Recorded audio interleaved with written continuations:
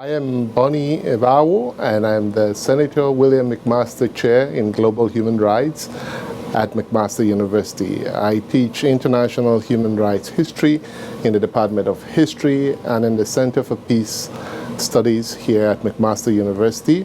I also teach in the Arts and Science program and the Globalization program. I head the center, the new McMaster Center for Human Rights and Restorative Justice.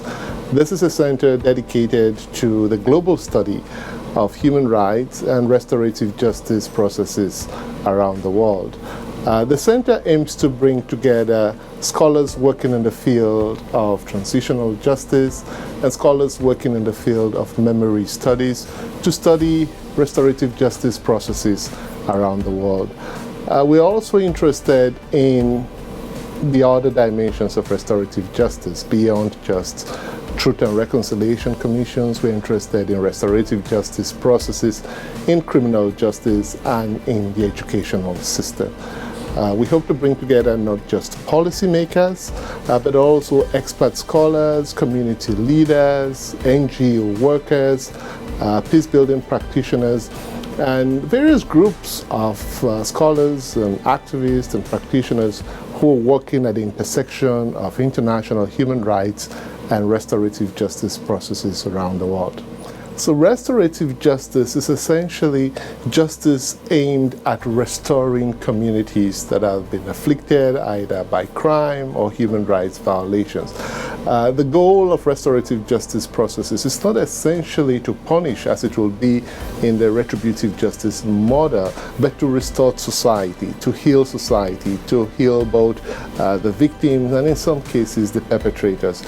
It is a model that has been adopted internationally by countries that have opted for Truth and Reconciliation Commission in the aftermath of conflict, or what we call gross human rights violation.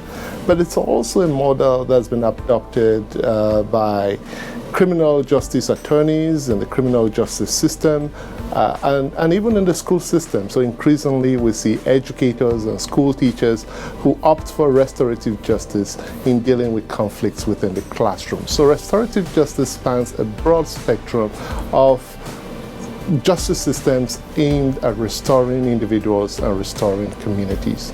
Restorative justice is often discussed in the context of transitional justice, that is, societies moving away from conflict to more stable democratic societies. And in some cases, restorative justice involves digging into history, looking at the origins of conflict. What makes our center unique is that we bring together two fields that are often not discussed together in relation to restorative justice. One is transitional justice and the other is memory studies. So our center will bring together scholars working both in the field of transitional justice and scholars working in memory studies to think through processes of human rights violations, accountability for human rights violations, and restorative justice processes both internationally and at a more community and personal level.